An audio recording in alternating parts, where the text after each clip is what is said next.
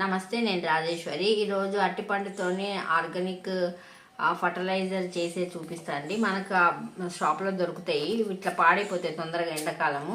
ఇట్లా పొట్టు తీసేసి ఇట్లా వేసేసుకోవాలి. మొత్తం ఇట్లా స్మాష్ అయ్యేటట్టు చేసుకోవచ్చు. చేతితో చేసుకుంటే సరిపోతుంది. నేను ఏం చేసినానంటే ఇది బెల్లం పొడి తెచ్చుకున్నా తొందరగా అవుతుందని. ఇది ఒక 5 రోజులు ఇట్లా. ఇప్పుడు దీనికి నావి 3 కాయలు 3 పండ్లు ఉన్నాయి కాబట్టి కొంచెమే తీసుకున్నా. ఇది కొంచెం మనకు అందాజ ఎక్కువ అయితే కూడా పర్వాలేదు.